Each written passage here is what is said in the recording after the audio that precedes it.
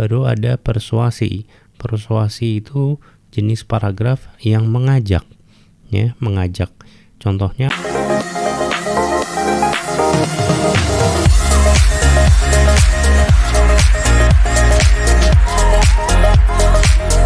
halo teman-teman, Assalamualaikum warahmatullahi wabarakatuh. Salam sejahtera bagi kita semua. Baik, sebelum kita mulai, jangan lupa memberikan like bila teman-teman menyukai video ini, lalu share video ini ke teman-teman kalian agar teman-teman kalian juga mendapatkan manfaat yang sama. Dan jangan lupa untuk meninggalkan komentar berupa pertanyaan, masukan, atau yang lainnya. Subscribe channel ini, lalu aktifkan lonceng notifikasinya agar teman-teman mendapatkan notifikasi bila saya upload video terbaru. Kalau sudah, terima kasih banyak. Baik, langsung saja. Video ini merupakan part 2 atau bagian 2 dari topik kemampuan verbal. Bagi teman-teman yang ingin menyaksikan bagian pertamanya atau part 1-nya, linknya saya taruh di kolom deskripsi ya. Baik, sekarang kita lanjut ke materi hubungan kata atau analogi. Tes ini menguji kemampuan seseorang dalam membandingkan. Anda diminta untuk menghubungkan antara dua atau lebih hal yang sebenarnya tidak memiliki persamaan arti, tetapi memiliki kesamaan bentuk, susunan, atau fungsinya. Tips untuk menjawab soal hubungan kata atau analogi. Yang pertama, identifikasi jenis kata terlebih dahulu. Apakah dia kata sifat, profesi, tempat, benda, waktu, dan lain sebagainya. Yang kedua, perhatikan urutannya. Contohnya pada soal itu yang kata pertama merupakan kata benda dan kata kedua merupakan kata tempat. Berarti kita harus mencari jawaban yang sesuai urutannya. Kata benda di pertama dan kata tempat di kedua. Seperti itu. Yang ketiga, tentukan hubungan yang spesifik. Kita lihat contohnya. Di sini ada guru titik 2 sekolah sama dengan ya. Nah, pilihan jawabannya ada dari A sampai E. Nah, langkah pertama yang kita harus lakukan, kita identifikasi dulu jenis katanya. Guru termasuk jenis kata profesi ya. Profesi. Lalu sekolah merupakan jenis kata lokasi atau tempat ya. Nah, setelah kita identifikasi jenis katanya, langkah kedua kita urutkan berdasarkan katanya, kata profesi dan kata tempat ya. Yang pertama kata profesi, kedua kata tempat. Jadi kita cari jawaban dengan urutan seperti itu. Ya, contohnya yang A ini. Yang A merupakan A sekolah kan tempat ya. Kata tempat. Siswa itu merupakan profesi. Nah, ini terbalik ya teman-teman. Profesi harusnya kan berada di urutan pertama dan tempat di urutan kedua. Jadi ini bukan jawaban yang tepat. Kita lanjut ke B. Dokter merupakan profesi, sedangkan perpustakaan merupakan kata tempatnya. Ini bisa ya, sesuai ya, profesi pertama, tempat kedua sesuai, bisa menjadi jawabannya. Nah, kita lanjut dulu ke nomor 3, rumah sakit. Rumah sakit itu merupakan kata tempat, sedangkan perawat itu merupakan profesinya. Nah, ini kita lihat lagi, terbalik ya. Harusnya profesi di bagian awal, berarti ini tidak bisa menjadi jawabannya. Kita lanjut, dosen. Dosen merupakan profesi ya, dosen, sedangkan kampus merupakan kata tempat. Ini bisa jadi jawaban karena sesuai. Lalu kita lanjut lagi, kampus, dosen. Nah, ini terbalik ini ya. Kampus kan tempat, dosen merupakan profesi. Ini tidak bisa ya, terbalik. Susunannya atau urutannya terbalik. Nah, sekarang tinggal sisa dua jawaban, dokter, jawaban yang B dan jawaban yang D, dokter perpustakaan dan dosen, lalu kampus. Lalu kita tentukan hubungan yang spesifik. Jadi kita buat satu kalimat. Contohnya seperti ini. Guru bekerja di sekolah. Seperti itu ya. Berarti kata yang ditambahkan adalah bekerja. Lalu kita cocokkan dengan jawabannya B. Dokter bekerja di perpustakaan. Cocok tidak? Tidak cocok ya. Dokter bekerjanya di rumah sakit. Sedangkan yang D, dosen bekerja di kampus. Cocok ya, tempat kerja dosen adalah di kampus.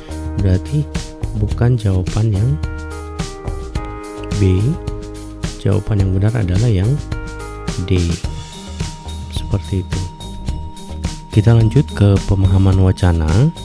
Jadi untuk tes ini dia mengukur tingkat penyerapan informasi secara objektif dan cepat.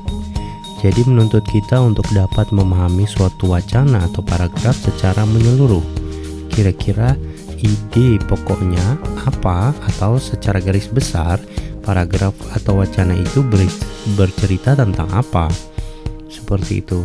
Nah, di sini ada jenis-jenis paragraf menurut pola pengembangannya terbagi atas 4. Yang pertama ada deduktif, ada juga induktif, ada ineratif, dan yang terakhir ada campuran. Deduktif ya. Deduktif itu ide pokoknya berada di awal paragraf ya.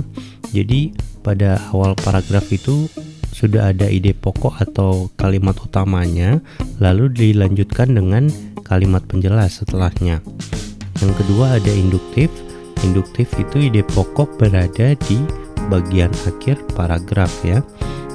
Kalimat penjelas dulu pada awal, lalu pada bagian akhir terdapat ide pokoknya seperti kesimpulan contohnya. Lalu ada ineratif, itu ide pokoknya di tengah paragraf ya. Ineratif ide pokok di tengah paragraf. Jadi pada awal paragraf itu ada kalimat penjelas terlebih dahulu, lalu ada kalimat utama di tengah, dan ada kalimat penjelas lagi di bagian akhir. Sedangkan yang campuran itu ide pokoknya berada pada awal dan akhir paragraf. Ya, jadi di awal itu ada kalimat utama, di tengah kalimat penjelas, dan ditutup oleh kalimat utama juga di bagian akhir paragraf. Seperti itu. Lalu ada juga jenis paragraf menurut isinya, terbagi atas 5. Yang pertama narasi, kedua deskripsi, ketiga argumentasi, keempat eksposisi, dan yang kelima adalah persuasi. Yang pertama narasi ya. Narasi ini merupakan jenis paragraf yang mengisahkan suatu kejadian berupa dongeng, sejarah, kronologi, dan lain-lain ya. Contohnya kalau kronologi misalnya pada jam sekian terjadi kecelakaan di persimpangan jalan antara kendaraan ini dan ini, seperti itu kurang lebih contohnya. Lalu deskripsi merupakan jenis paragraf yang menggambarkan suatu objek ya. Menggambarkan suatu objek, misalnya saya berlibur dengan keluarga di Dufan. Di sana terdapat berbagai jenis wahana, ada halilintar, biang lala, kora-kora, dan lain sebagainya. Jadi menggambarkan suatu objek di satu tempat ya. Kurang lebih seperti itu. Lalu ada argumentasi, merupakan jenis paragraf yang memberikan pendapat atau opini ya. Biasa sering kita lihat di koran-koran, biasanya ada tulisan pembaca atau opini pembaca terhadap suatu kejadian tertentu ya. Lalu ada eksposisi ya, merupakan jenis paragraf yang memaparkan suatu informasi, data, dan fakta ya. Memaparkan contohnya atau misalnya pertumbuhan ekonomi pada tahun sekian bergerak mencapai berapa persen, seperti itu ya. Ada datanya ya di situ. Baru ada persuasi. Persuasi itu jenis paragraf yang mengajak ya, mengajak. Contohnya, oleh karena itu marilah kita menjaga kebersihan lingkungan dengan membuang sampah pada tempatnya ya, mengajak kita untuk membuang sampah pada tempatnya. Ini ada tips untuk menjawab soal pemahaman wacana ya. Yang pertama, kita harus dahulukan untuk langsung melihat pada soal, bukan pada wacananya. Ini untuk menghemat waktu ya teman-teman. Jadi kalau ada soal wacana, pemahaman wacana ini kan biasanya panjang paragraf. Kita harus melihat dulu paling pertama, lihat soalnya apa ya.